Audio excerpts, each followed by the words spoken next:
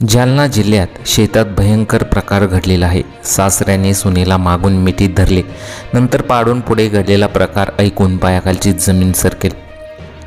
विश्वासच बसेना कोणाला अशी घटना घडलेली आहे। जालना जिल्ह्यातील एका शांत भागात हा सगळा प्रकार घडला। सकाळची वेळ होती, रोजच्या प्रमाणे गावातली कामं सुरू होती।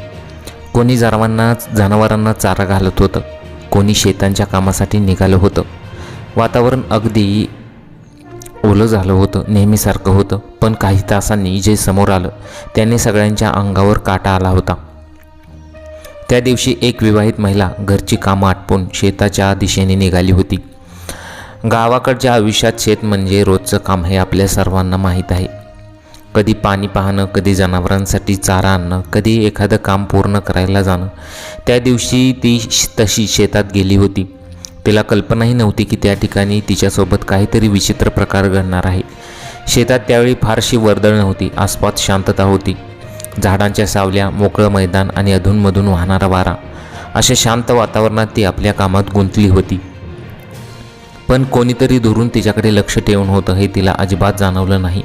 हळूहळू वेळ पुढे जात होता, ती आपलं काम करत होती, पण त्याचवेळी कोणीतरी तिच्या मागोमाग शेतात येत असल्याची चाहूल लागली।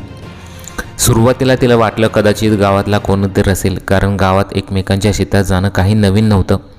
मात्र काही क्षणांनी तिला जाणवले की परिस्थिती काहीतरी वेगळी आहे। तिच्या मागे उभे असलेला माणूस काहीतरी वेगळ्याच हेतूने आला होता।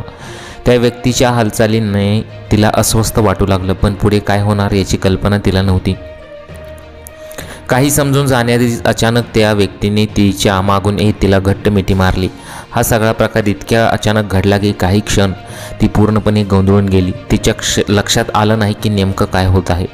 त्या क्षणी तिने मागे वळून पाहण्याचा प्रयत्न केला। तिच्या चेहऱ्यावर भीती स्पष्ट दिसत होती, कारण तिच्या मागे उभे असलेला माणूस तिच्यासाठी पूर्णपणे अनोळखी नव्हता। उलट तो तिच्या नात्यातीलच एक व्यक्ती होता।